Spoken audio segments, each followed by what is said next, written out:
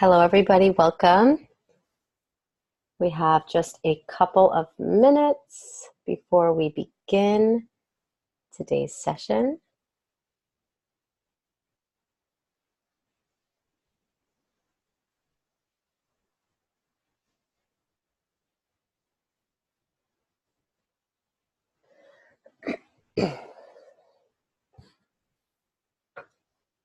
Good time to get that tea, maybe some detox tea if you don't already have it. Mm.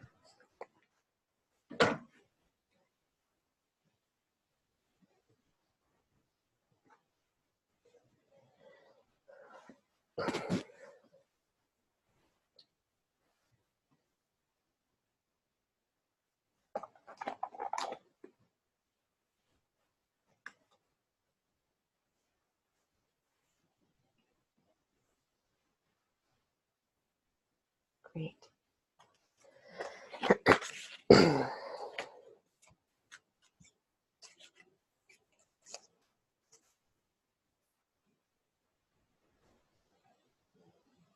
I'm impatiently watching the clock, trying to be patient and meditative about it, but I like to start exactly on time, just in case someone pops on right now.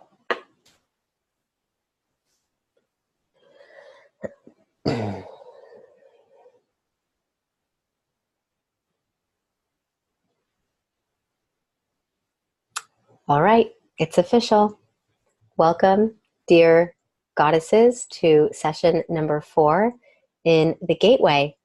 Today, we'll be talking about meditation and how to first of all understand a little bit more about meditation, how to adapt ancient meditation techniques into a modern and busy life, and really what the benefits actually are and how to use them toward achieving more of what you truly desire in your life.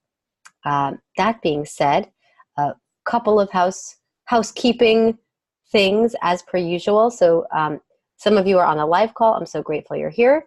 And those of you who are not, well, this may not apply to you, but those of you who are here now tonight, if you have specific questions about meditation, or if something I say sparks something in you and you either want to add something or you want more clarification, write it down, put it into the chat box, and I'll definitely get to it in the latter aspect of this call. And as per usual, this entire hour, my intention for it is to be a meditation for you. So whatever that is, I want these sessions to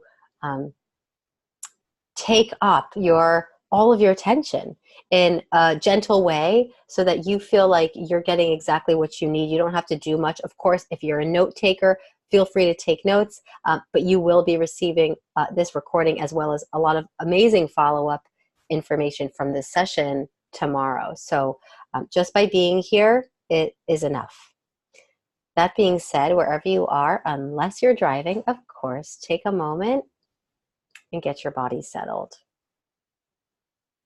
If it feels okay for you to soften your eyes or maybe close your eyes gently, you can let the lids fall down and just shift gears, move into your breath body. So the system of yoga suggests that we have 5 different bodies. We've talked a little bit about this in previous weeks. But as we close off that primary layer, that surface layer of the sense organs, the sense of sight, and we drift our attention inward, and you get this instantaneous transportation to this breathing, living organism.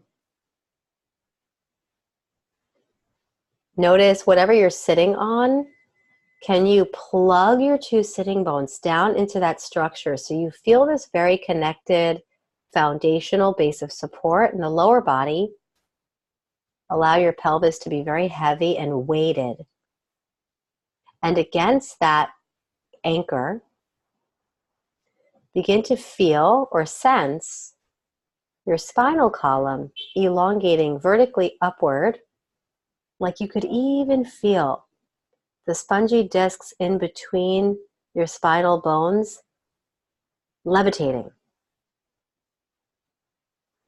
The heart space broadens open, and the crown of your head, as if there were a little silky thread attached to the top of your skull, is gently tugging you upward. If your mind wanders, that's okay. Just bring it back to your body, right here, right now, and your breath, right here, right now. And let your system land here fully. Take a deep inhale through your nose. Fill your belly with fresh oxygen, vitality, and energy. Hold your breath in when you're full. Out of your mouth, exhale. Let that exhale sink you deeper into the moment you're in.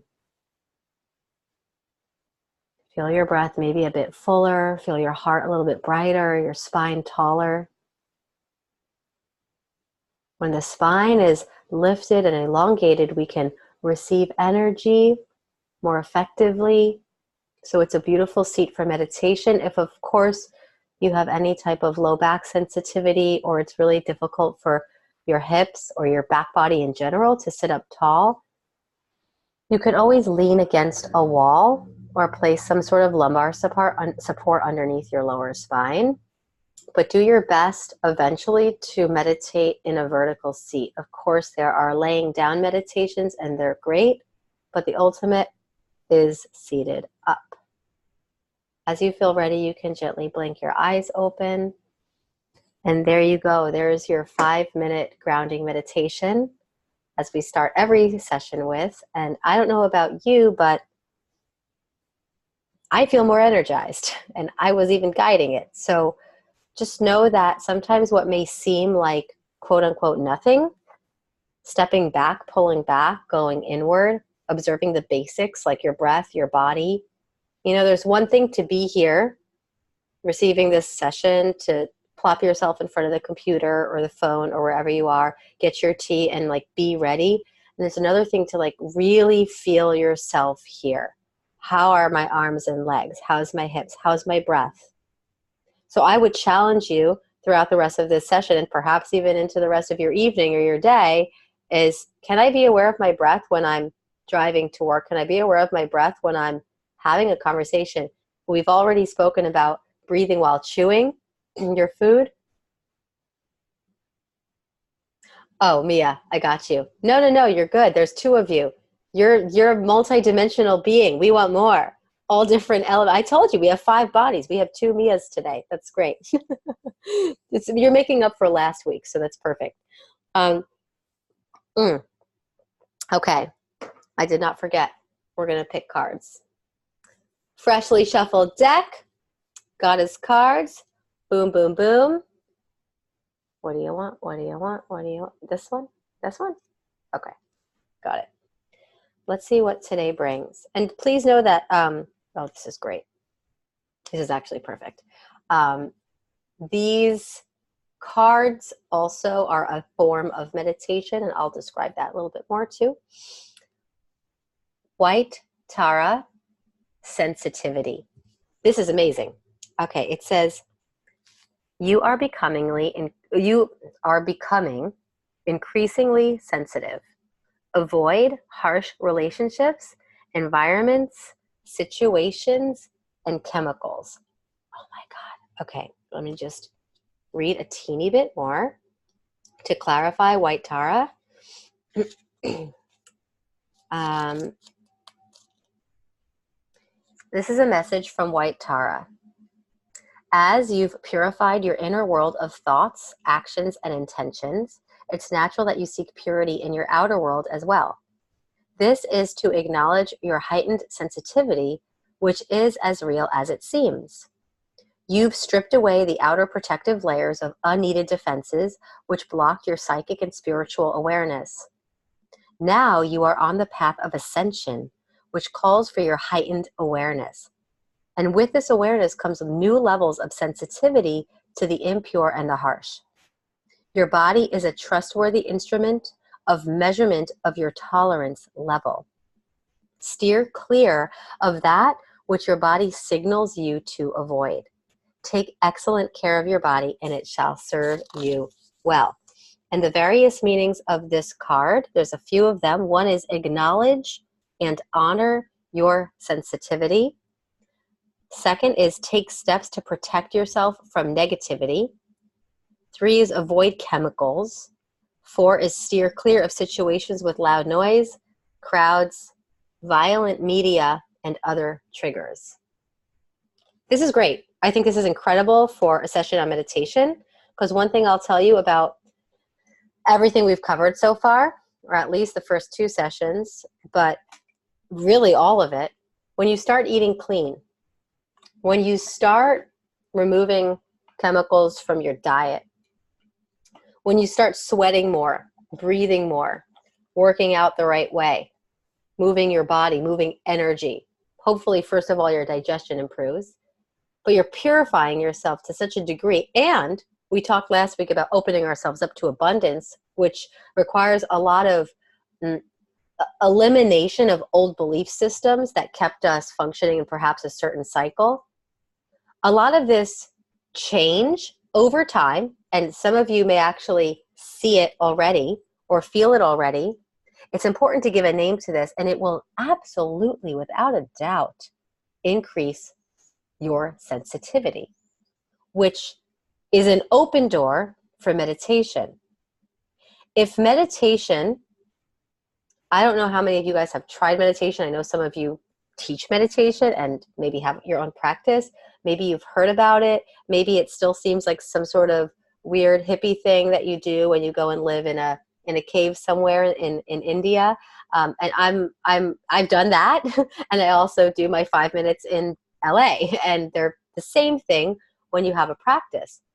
But if meditation feels like a burden, if when you sit alone by yourself with your eyes closed, or you recline or something without any type of external distraction, and there's a lot of agitation in your physical body, or the breath doesn't seem clear enough, or the mind is going all over the place, which is more common than the former 2, then there could be a discrepancy in the food and in the physical activity. Yoga postures are designed to prepare your physical body to be able to meditate. Meditation is the way to have more energy, to release anxiety and stress, to get in touch with your purpose. And when I say your purpose, I mean something that is ever evolving. Talk about like an inner guidance system. Do you ever feel like you're not sure what decision to make, where to go? Like, oh, I could do this, but I could also do this, and I'm not sure. And I'm stressing myself out, thinking of the pros and cons of all these different directions I could go. Meditation provides clarity. We have been trained to believe that we have to do a lot and think a lot and figure stuff out all through our mind. And while the mind is a very useful tool in organizing and strategizing and categorizing information, it's ultimately a memory bank. We cannot really create anything new from the mind. Anything that's created from the mind is based off of either something we've seen, something we've heard, a memory we've experienced. So it's like we're still building on old ground. But if you want something new to show up, it'll happen through meditation. It'll happen through a spontaneous, unexpected, out-of-body experience, momentary glimpse of something. It can happen in a dream. Has anybody had an out-of-body experience? Has anybody had an aha moment? So something I'll say about meditation is that meditation is not like, how do I explain this? It's not the goal. Meditation itself is not the goal. There's no way to meditate. You can set your body up, but meditation will happen on its own. I hope this is clear. I try to teach things that are being taught out there in the world in as authentic of a way as possible that will relate to you. This topic is interesting because my former years of meditation were like very traditional meditation, Zen, Vipassana, silent meditation, japa meditation, mantra meditation. I will teach you guys some mantras today. But for the modern mind, the modern Western busy person, some of this, if you're not really into yoga or if you've never meditated before, this can seem like another language, and it can actually seem like a deterrent. It could be like, that's weird, right? So there are ways to weave meditation into your life where you'll have more energy, you'll feel more clear-minded, you'll be able to get your work done with a sense of ease and inspiration. Sometimes we think, oh, the work is the problem or the to-do list is the problem, and we're going to get more into self-care next week after next, but it's really important to have an understanding of like basic meditation principles based off of tradition and learn how they can enhance your life. One thing that's really important, and I've learned the hard way, if you do not meditate, you will not experience or know the benefits of meditation. Meditation is much harder than going to the gym or doing yoga or doing Pilates or going for a run because it requires us to be still with ourselves without judgment. The mind's going to want to do the laundry. The mind's going to want to write that email to that person. The mind's going to want to get a snack. The mind's going to want to wonder what that big banging is outside, that hammering. The mind's going to be thinking of what happened yesterday and what may happen tomorrow. And the invitation in meditation is to sit with all the chatter. Sit with it. Watch it.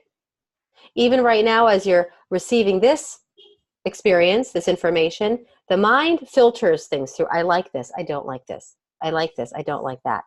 I'm going to try that. That's not for me.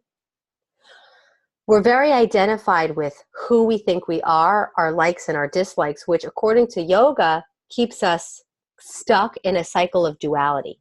So once again, the open invitation for this is to keep the mind open, to pretend that as you enter into these new experiences and these sessions that you literally were born today. You're a total baby. You don't know anything. Hint, hint. Babies, ultimate meditators. Dogs, ultimate. Always present in the moment, right? I'm not saying forget everything that happened, but there's something to be gained from aspects of nature. So let's see. I would like to explain the chakra system in as relatable a fashion as possible. Some of you may have heard of the chakras. Some of you may not have heard of chakras. We've talked about the physical body. We've talked about digestion. We've talked about fitness. We talked about all these external layers that many people really want to get a handle on. I've never met somebody who doesn't want to feel light in their body. I've never met anyone who doesn't want to feel strong in their body, right? There's a lot of emphasis on diet, very important, exercise, very important. But if we do not have a handle on our mental body, on our mind, we don't understand our energy. Like, why do I get triggered sometimes? Why do I feel that sensation in my heart or that tightening in my throat when I'm in certain situations, right? We don't really understand our energy body, which happens through meditation and through different practices, different styles of meditation.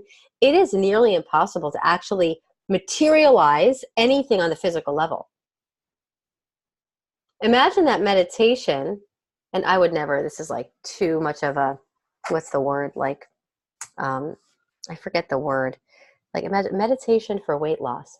Sounds weird. Imagine that we could calm the central nervous system so much that it causes different synapses to happen. It actually reduces the level of cortisol in our bloodstream, and therefore inflammation reduces. There are studies done, so many studies, I'm not even going to share any of them, but on the scientific benefits of meditation, different forms of meditation, from sound healing to breathing meditation to visualizations to Zen. on balancing out the central nervous system, right and left hemispheres of the brain, reducing cancerous tumors, releasing anxiety, depression, coming into ourselves in a different way. This type of deep relaxation has a physical effect, a noticeable effect on your physical body. So it's important to understand this because stress response causes inflammation, and meditation activates the parasympathetic aspect of our nervous system, which is rest and digest. So if we meditate, we digest better. If we're eating better, we digest better, and it calms our system so that we can meditate. One of my teachers who was raised in a monastery, he lives in India from 7 years old, he says that if the diet isn't right, if you're eating too much food or too little food, or if you're eating the wrong food, meditation is not possible. Hint, hint, and this is kind of an answer to Genevieve's question from last week. Why did I choose these topics and why in this order? Well, just know it's for a reason. And mind you, I'm not expecting that in 7 weeks, all of a sudden, boom, everything's great. Like it's all flowing. But this is something, that's why you have this for the rest of your life to refer to. And you'll see how everything weaves together over time. So the chakras are these energy centers that I remember when I did my yoga training, I had no idea. I literally tuned it out because I was more of like, if I can't see it with my eyes and I can't feel it with my hands, it ain't real. I need to know that shit is real. Otherwise, I don't believe in it. Because I was just not in touch with energy. Maybe I was too young at the time. Maybe my mind was closed. Therefore, I wasn't able to sense it. But we all feel energy at certain times in our lives. Have you ever gotten really excited about something? Have you ever gotten butterflies in your stomach? OMG, that's energy. Have you ever gotten a pit in your stomach? Have you ever been so in love that you literally feel like your heart is expanding? Have you ever wanted to swallow your words because you're scared to speak your truth? You literally feel a lump in your throat. Have you ever done yoga and been laying down in Shavasana afterwards and feel like you're floating on a cloud? There's energy is who we are. But if we're not consciously in touch with it, then we don't actually have the capacity to master our lives as much as we can when we have a little bit more information. So there are 7 chakras which reside within our energy body. You cannot, if I do open heart or open body surgery, I'm not going to find my root chakra sitting there. But this is for you to open up a facet of your being that's less tactile, that's less logical, that's more creative and imaginative. So try to bear with me for this. The root chakra resides by the perineum, which is right in between the vaginal canal and the anus. I know that's where it is, right in the middle there. And if you've had children, have you ever done Kegel work, or if you do practice yoga and you lift Mula Bandha or your pelvic floor muscles, like that little lift, not squeezing your butt, but like that little lift of your pelvic floor, you can even try it right now. Boom, boom, boom, lift, lift, lift. It's a contraction of the muscles there. Really important. We'll talk about that also in later sessions, but right down there at the base. We talk a little bit when we start our sessions about a grounding meditation, and sometimes I encourage you to imagine your 2 sitting bones plugging you in to the floor, to the chair, to the earth, whatever you're sitting on. The base of your tailbone, your sacroiliac joint, shooting down like a heavy tail. All of this, root energy. Your legs and your feet are also your root energy. And this energy has a relationship to our life. First of all, the color, if you're a color-oriented person, is red. Red, the color of earth. If you go deep into the center of the earth, the dirt, the soil is that rich, deep, mahogany, maroon, red, earthy soil. It's a color of blood. It's like a very physical and it's a very primal color. This energy center governs our connection to the earth. It governs our connection to our bodies. If there are issues in the root chakra, it can come across as financial stress. If we have financial stress, it can actually cause issues with our rectum. I know it sounds crazy, but things like hemorrhoids, constipation, diarrhea, could be caused by, I'll say, financial worry, as well as a general feeling of being unsafe in the world, because our root chakra governs our sense of feeling at home, feeling home. If our basic needs aren't met, food, shelter, water, financial security, right? And again, a lot of this quote unquote financial security comes from how we relate to money, which is why we got to that last week. But that's basic. So I just want to say one thing, because I've been in the spiritual world for the past 15 years and everyone's all about open up your crown chakra, connect to the universe. And I'm like, yeah, but do you have your life in order? Do you have certain things on the base level grounded? Do you have a meditation ritual every day? Do you eat well? Do you feel like you enjoy where you live and work, right? Like at least a little, at least enough to feel like, all right, I'm safe, I'm rooted.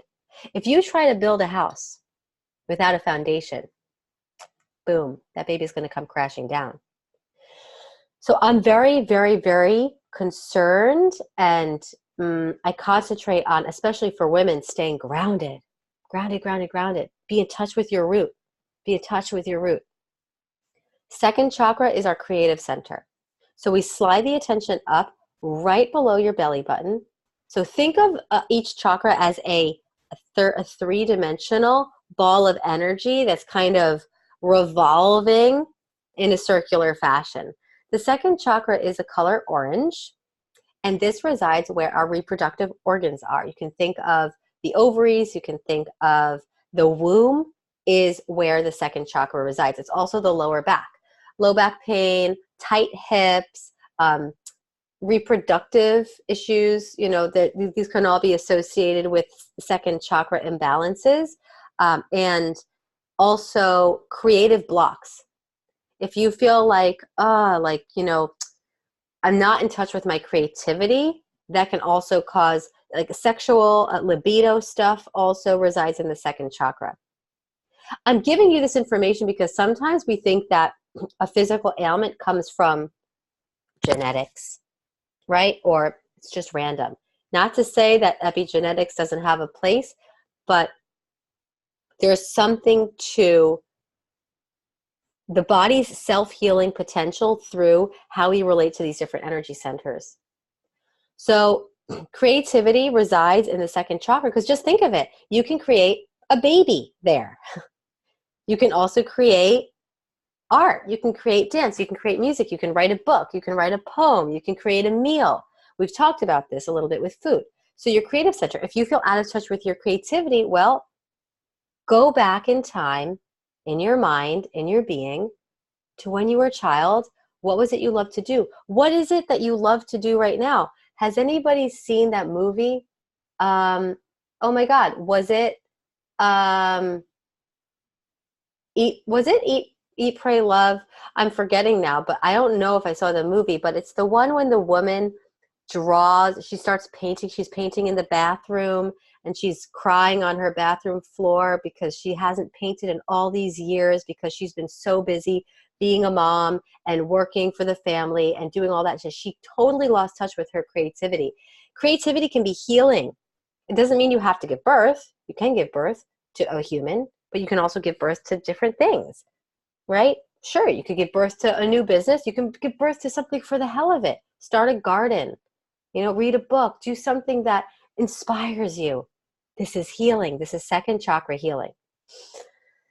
So this is an energy that even you listening to me say, it also has to do with sensuality and sexuality, which we're going to dive into. But notice it. If you don't use it, you lose it. You don't need a partner to use it. Hint, hint. The element of the second chakra is also water. It's flow. It's fluidity. Do you feel like you're very much in your masculine and you don't allow things to flow? Maybe you don't trust the universe, which actually also is related to the root. They combine sometimes. I don't trust the universe. I don't feel safe. Therefore, I lock up my lower body, and it affects my genitals. It affects my feeling of ability to go with the flow in my life. So it's very subtle. I want to make it as obvious as possible.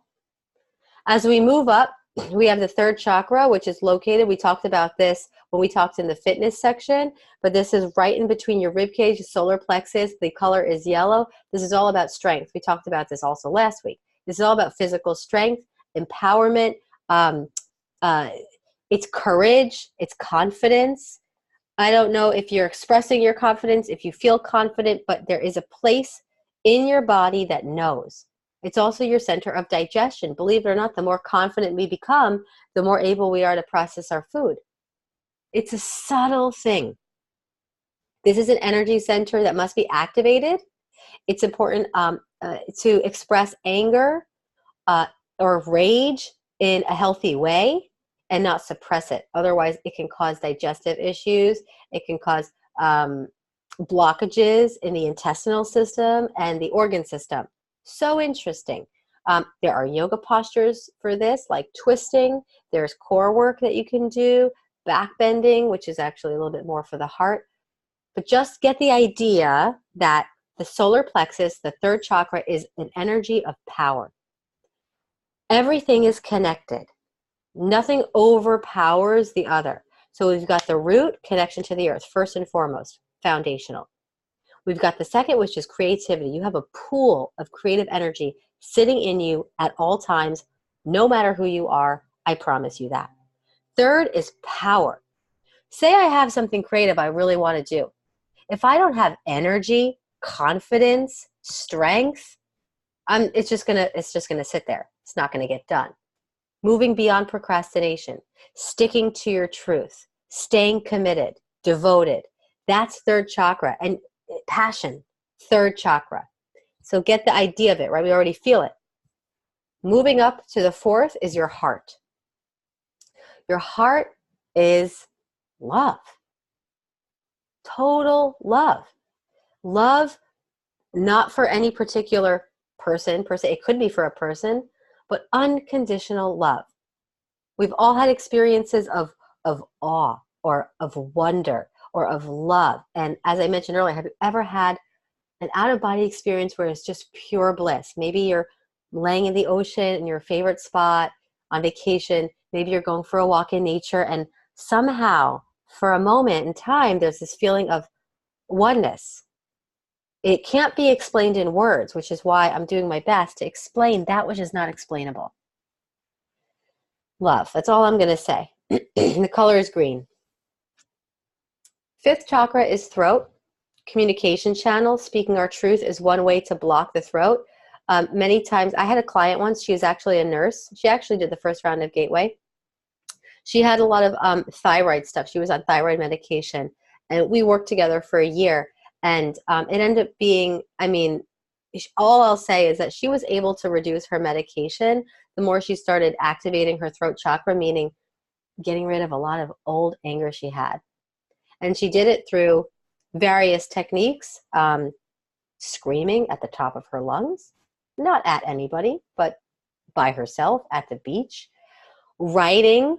If you feel that there's any type of unexpressed emotion, usually anger, you can write it. If it's to a specific person, write it to that person by hand, not necessarily typing it.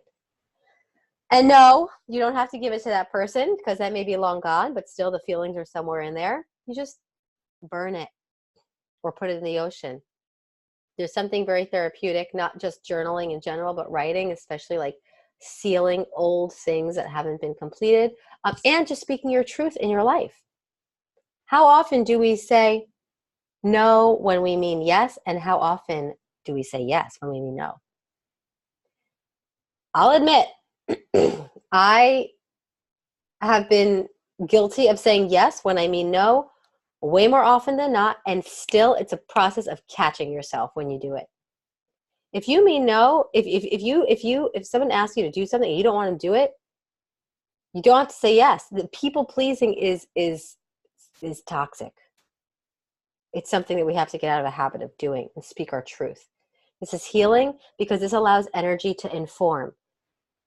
Your root chakra, when all these energy centers are being tended to with loving care, you're speaking your truth. That's how you do it. Meditation happens in our everyday lives. When we say what we mean in as loving and honest as a way as possible, right? When we're working our throat, of course, there's yoga postures for your throat, right? There's meditation such as mantras. It informs the higher energy center, but we can't go from the top down. We go from the bottom up. 6 is your third eye. It's right between your eyebrows. If you're very sensitive, which you are, and you're going to become even more sensitive, you could even touch it lightly. And sometimes, depending on you, there's like, it's a pressure point. So you can actually feel it. For mine, it's like right between my eyebrows. And you can actually stimulate your pineal gland, which is the frontal lobe of your brain, which is connected to your sixth sense, your intuition. We all have psychic powers. We're going to talk about this in session 7. So get excited. Don't doubt yourself. This is intuition. But guess what? Have you ever heard that your gut and your brain are very connected? So when we're processing life well through what we eat, through being strong in our center body, that informs this. That informs the 6th chakra. This is very subtle. So once we get up to the top, don't worry. If your mind says, wait a second, I understood what she was saying about the root and the second center, but now that I'm lost now, good. It's good. I want you to be lost at times, because if you could say, yeah, I get it, that's great, to everything that I'm suggesting, then that means that you're in the mind still. If I could lose you for a couple minutes, we're good. If you could say, what in the hell is she saying? I say, mission accomplished. We're moving beyond the brain. And I only ask that if that happens, and you feel like utterly like, God, there's a knot in my brain, that you could be with that lovingly. You could say, okay, this is massaging something inside of me, right? And be with that not knowing. This is essential on the path of self-development and self-knowledge. 7th, last but not least, is the crown chakra, top of the head. Have you ever known, and of course you do, that all babies, you included, when you were a little toddler, you were a little infant, you had a soft spot on the crown of your head? That is a very sensitive area. There's a reason for that. Some people say it's like a funnel that connects us to the cosmic realm, to God, to the universe, to this big question mark, whatever you want to call it, nature, wisdom, intelligence. Like there's so much that wants to be downloaded, that this serves as a portal to these higher realms. Super spiritual, super out there. But again, it's grounded. It's like if you ever look at a tree is a perfect example of our system, energy, how it runs. It's rooted, and because of its roots, it's able to grow and expand up toward the sun, and the sun fuels it. But without the roots, it can't grow. I hope some of this resonates even on the most subtle level. So my reason for sharing this is that when you're meditating, whether you're sitting down, 5 minutes a day is great. There's some great apps out there, including Calm.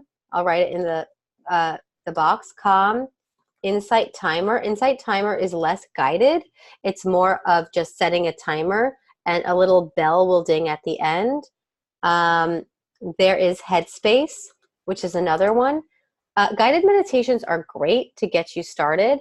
And then eventually, I'd say, when you feel confident enough, sit for 5 minutes, set a timer, Insight Timer, and just notice what you notice. Your breath, your thoughts, your emotions, your physical sensations, the dog barking next door, a pain in your body, whatever it is. Because unlike popular belief, meditation is not about stilling your mind. I will say this again. Meditation is not about stilling your mind. You need your mind, first of all. Your mind is a great instrument to get you places, do your work, great. It's a very surface level operational tool. The mind equals movement. You can't still something that is movement. I can't say to the wind, don't be wind. The wind is wind. It's not going to become a rock. So you let the wind be the wind, but realize that you are not the wind. You're the watcher of the wind. Oftentimes we get caught up in our thoughts.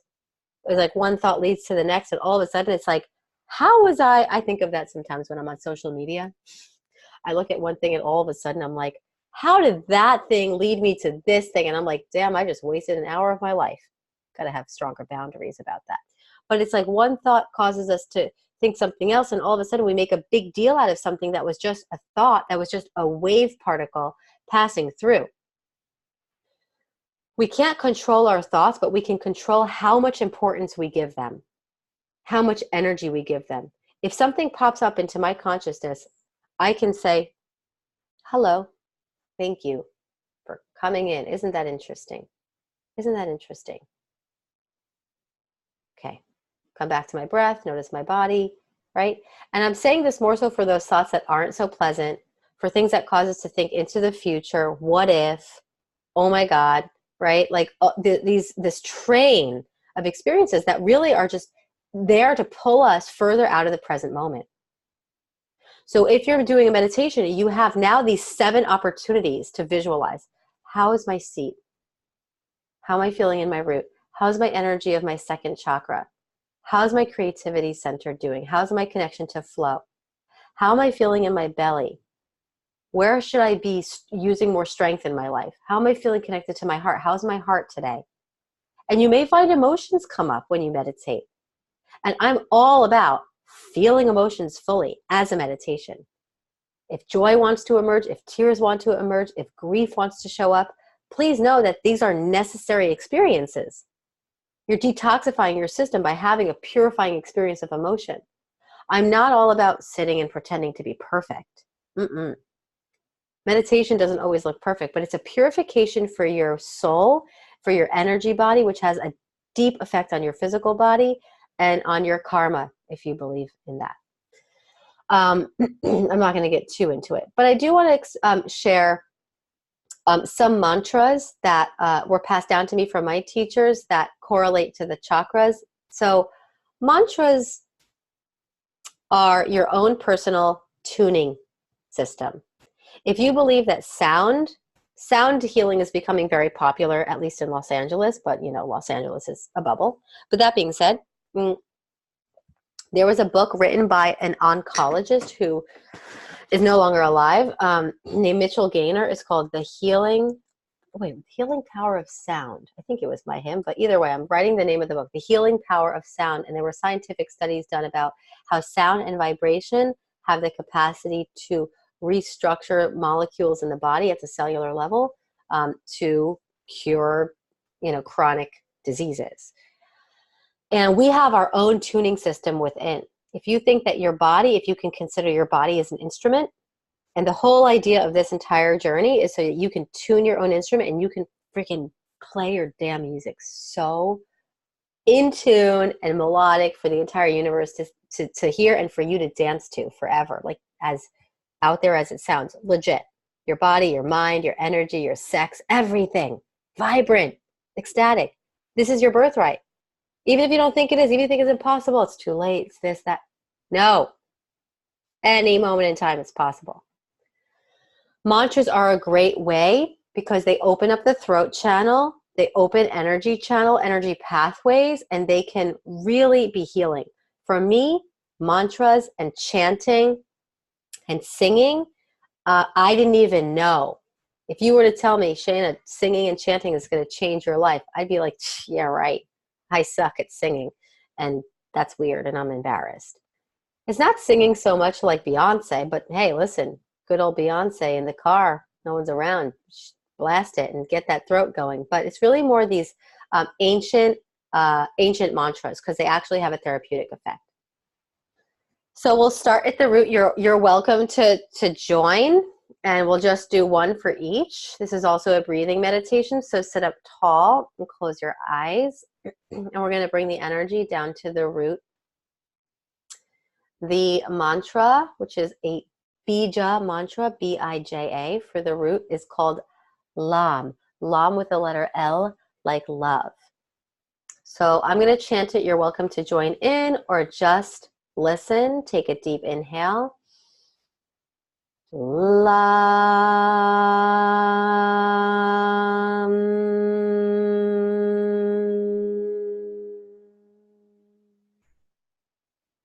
Slide your attention up to the second. The mantra is a VAM, V like vacuum. Inhale deeply. VAM.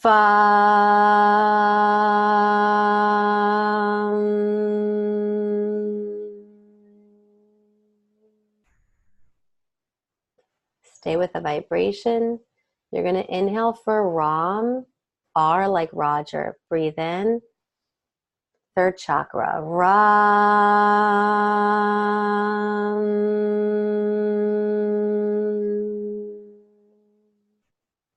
The heart is Yam, like the word yummy. Inhale. Yam.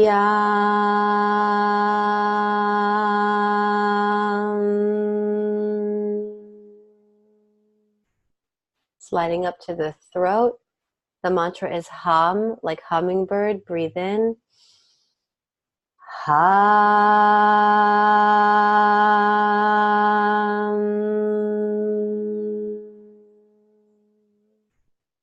Your third eye is Om. Inhale. Om.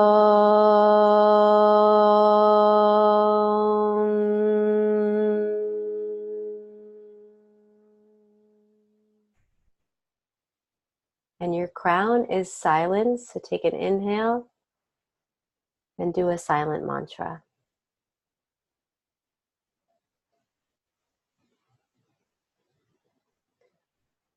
Take a few moments to just breathe, receive, allow. Sometimes feel tingling sensations, sometimes nothing. See if you can be the witness of your experience. Notice the mind's desire to interfere, to create meaning, to move into judgment, whether for or against your experience. See if you can sit with the gentle pulsing of your heart. Your breath knows exactly how to breathe you without you having to do anything. There's this inbuilt support system that's not only supporting you on a physical level, but supporting you on the soul level. Do yourself a beautiful favor and gift and be still with yourself more. Allow yourself to feel more, process more on a deeper level. So you really can learn who you are beyond what you do, beyond your age, beyond your gender, beyond your memories, beyond your hopes. Something that's this inherent, true, inner, uninterruptible, peaceful awareness. In your own time, you can just gently come back. It's very easy to get lost. Please don't make meditation another thing to do. As much as I say, do it all the time, as much as you can, 5 minutes a day. Notice if it starts feeling like an obligation. If so, meditation can happen in many forms. It can be a walk in nature. It can be doing the laundry while being aware of your posture and aware of your breath. It can be drinking tea. If you're curious to learn more, I'm putting Thich Nhat Hanh. I feel like I've actually shared him before because he talks about mindful eating too. But Thich Nhat Hanh is a Buddhist monk, and he has several books and even just sayings. And that, if you're reading the right type of material, it can actually create more meditation in your being. If you're just reading a lot of books that are just accumulating your mind and making you think a lot, they actually can be blocking it. So Thich Nhat Hanh and Osho are very good to just seep into your soul. They can initiate it. Reading an inspirational book, walking in nature. I'm going to send you guys some guided meditation tomorrow, so you'll have that. And there's also active meditations. We've talked about dance in our fitness session. If you're doing the dancing and the breathing, guess what? That's a meditation. So don't stress yourself out thinking, oh my God, I need to sit. Sure, maybe eventually you sit, but you don't have to start there. Start with every single step. More mindful, slower, aware. There's a subtle world out there, and the more sensitive you become with the food you eat and just your consciousness in general, just by being present for this, whoa, it already shows that you are sensitive. And I always want to, this is interesting just because of the card we chose, the highly sensitive person. I'm sending you highly sensitive person. I'm writing the word test. If you just Google highly sensitive person test, there's a test online. It may actually be in a follow-up email, but I'll send it to you if not. It's a great way to diagnose your sensitivity levels. Please know that your sensitivity is your superpower. We've been raised to say, oh, being sensitive is a bad thing, got to be strong. You can be strong and sensitive at the same time. Sensitivity is strength. Because it's like, oh, this is bad energy. I don't even want to go into it. Or, oh my God, this is toxic. My body shouldn't be eating this. You can only know this stuff if you're sensitive, and you can only get really in touch with your sensitivity when you're slow, when you're slow down. So 5 minutes of meditation can go a long way. If you feel tired throughout the day, 5 minutes in the morning, 5 minutes before bed. Doing meditation in morning versus night, I always get that question. Choose one, ideally both. They have a different effect. Before bed is really good for a deep sleep, for great dreams, for resetting your nervous system. And before the day is great as a ritual to get you started and to transition more naturally. Especially if you wake up with an alarm clock, change your alarm clock. I have an alarm clock app called Alarm Clock. It's actually called Alarm Clock, and it's called Progressive Alarm Clock. And it's a bowl. You choose a bowl. Literally. Maybe I don't want that bowl. Maybe I want that bowl. Maybe I want... And my alarm is that over and over again. You'll feel a lot better if you wake up to that than the beeping. Any questions? Meditate Your Weight. Oh my God, I've never heard of that book. Mia just asked, what do you think of the book Meditate Your Weight? Is that kind of like what I was talking about, meditation for weight loss? Oh, Tiffany, I've taken her yoga classes. Oh, that's so funny. I'm going to check it out online. That's great. So there is some more information on this. So meditate your weight. Beautiful. And it's funny because there's an old part of me that would say, oh, really? Are people really teaching meditation for weight loss? And I do teach meditation here in LA at a meditation studio. Believe it or not, there are meditation studios in Los Angeles. It's wonderful. And there are several books that have to do with I think one is like something like meditation for weight loss. I think that's where I got the idea or the realization of, wow, people are really putting these two together. And you know what? If that draws your attention, great, because at the end of the day, it's true. And I have gained and lost weight so much in my life, usually an unhealthy way. And I feel like the only reason that my body is totally sustained itself for the past 6 years is because of my meditation practice. The moment that I slip out of meditation, my digestion goes. I feel stuck. I get constipated. Sometimes I have diarrhea. It's like this interesting thing. The moment I'm lacking in consciously weaving, slowing down into my day. We're all busy. It's this extra thing I do that it's beyond mind. The mind wants to say, no, you don't have time. You can't. So it's all connected. So yeah, if weight loss is more of a driving factor, great. Because you know what? It's going to affect you far beyond that. But that'll be something that absolutely is a byproduct. I've seen numerous times. Do you have a preferred time for meditation? I've heard so often that starting with meditation in the morning is great, but I simply cannot get myself to slow down when tired and trying to get to work. Totally. Here's what I would suggest for you. When you wake up in the morning, like even if you have to set your alarm clock for 4 minutes earlier, to the bowls, stay in your bed, lay down, do some deep breathing into your belly, which you're going to receive tomorrow. Feel your body in the bed and create an intention for your day. I want to feel grounded. I want to feel peaceful. I want to feel connected to my heart today. I want to feel productive. I want to feel centered. Right? Whatever it is. An intention. Not like something I want to accomplish. I really want to get that email sent to so-and-so. Not so much that. More of like a quality of being. That's enough. That's enough to consciously move into your day. I say this because if this is just from my experience, when something's hard to do, it's like I just can't get myself to do it in the morning. That just tells me that that's where it's needed most.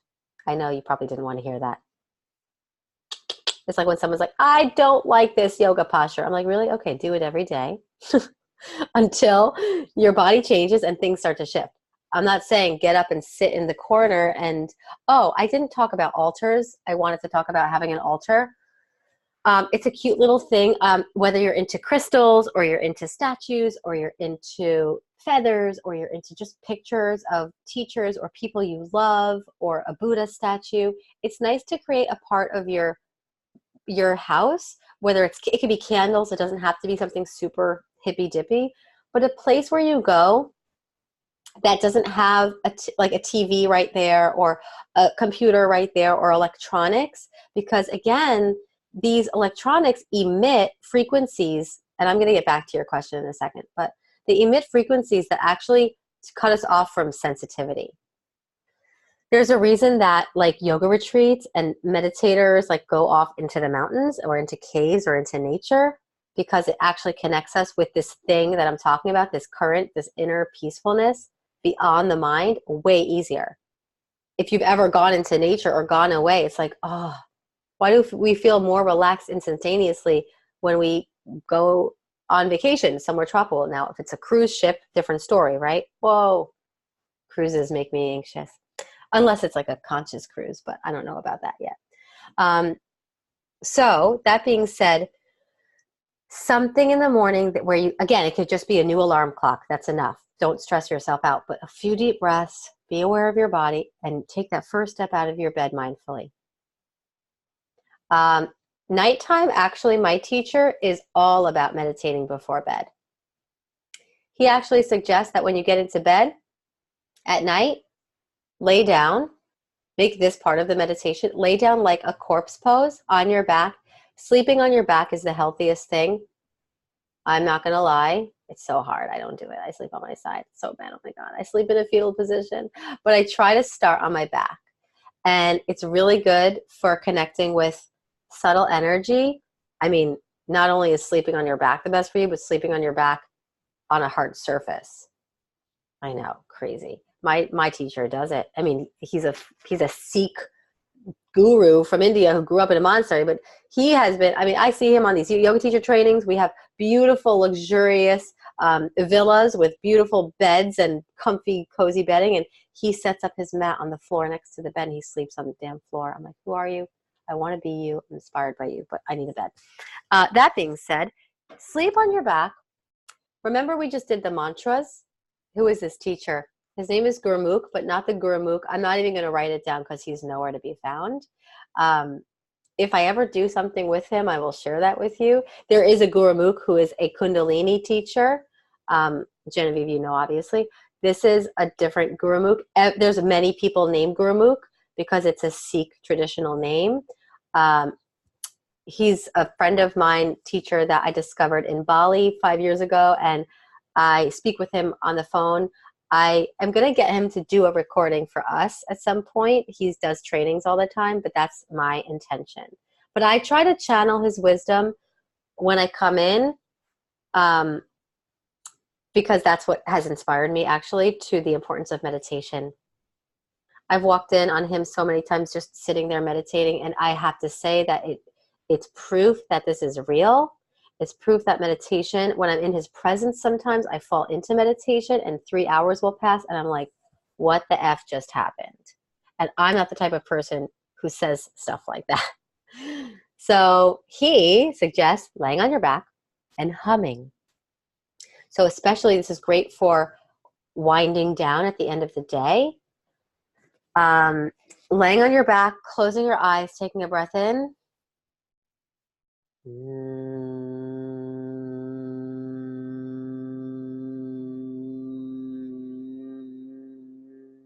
I could go on forever because it's a really long exhale. Whatever tonation, it doesn't have to sound pretty. You want to feel it vibrating in your heart and your throat. So you're not contracting your throat muscles. It's really soft and deep in there. It goes all the way down to your gut. You just hum. Deep inhale, hum again, and do that 5 times. That's all he says. Do the deep breathing, lay on your back, hum 5 times. This is something that he encourages me to share with people. This is safe for all people to do. Some of this stuff is going to be challenging if you're used to self-medicating with alcohol, with drugs, with television watching, like binge watching stuff. Like these are all, can you see that at the root of like much of human activity is tuning out the freaking world and zoning into something else? There's nothing wrong with having a glass of wine or watching a show or this or that, but can we see that these things that we do take us out of our mind to some extent? Sex, television, drugs, alcohol, shopping, work sometimes. Like it's like there's this desire inherently for humans to be somewhere other than their thinking. Fully immersed in an experience. Imagine that you didn't need anything, that there's so much happening right now. But if we're too oriented in the sensory world, we can't go deeper. So we cut off the senses. Initially, the mind and the ego is going to say, what the fuck? She's telling me to hum? I used to be addicted to sleeping pills. I used to take 3 Ambien a night. 3. 2 wouldn't even work. I was addicted to pills to fall asleep at night. So the moment someone told me, oh, just use lavender oil, I'm like, what? You don't even know. But I had to open my mind. And the more I opened my mind to it, eventually things started to be different. I started meditating more. I started slowing down. I started tuning. I started allowing myself to feel all the pain, all the anger of like, fuck, I can't sleep, but, instead of popping a pill. So I will say along this journey, it might feel worse before it gets better. When you start changing your diet, you might say, oh my God, but like I'm going to the bathroom more, or like it hurts my stomach, or it's weird, or I feel like, my head hurts. Headaches are one of the first signs of detox.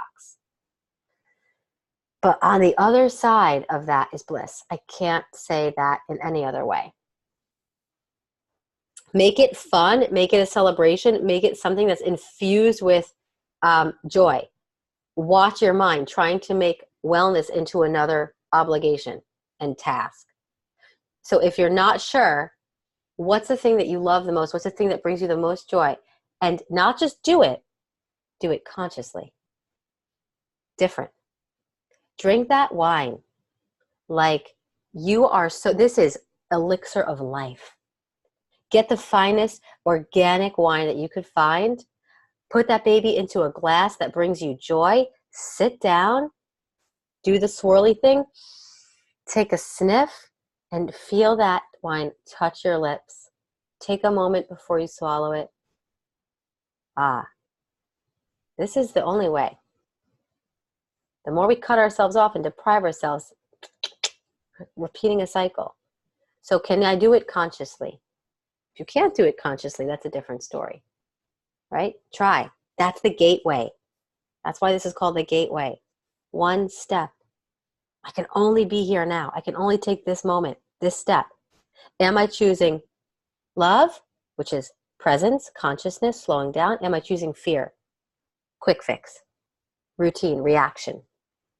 Am I here? I hope this resonates. And eventually, everything is meditation. I say this to you guys. I don't even know you, but I can sense. I can sense the energy. Speaking of sensitivity, that I think that you are ready to hear all of this and to actually use it, because there is this openness that I feel from you. So please trust your power, trust your intuition, and let this sink in. Listen to this again and again and again, because one thing I'll say is that this book called The Search, which is sitting right next to me, and this wasn't even planned, by Osho, is a book that I've read probably 14 times. And I'm on page 95. I read it at least 3-5 times a year because I'm not the same person. You're not the same person for any 2 years or moments. So neither is your mind or your awareness. So every time I read it, I learn something new. So every time you listen to these sessions, you're going to find another nugget, and it's going to help proceed and evolve. It's a never-ending journey. So that's why I say, why not enjoy it? Why not do the things you enjoy and let that bring more joy? I love you all. Thank you. I feel like we could sit here forever and meditate together. If you have more questions, because this is a very big topic, just ask on Facebook, send me an email, and we'll get to it. And I'll see you guys next week.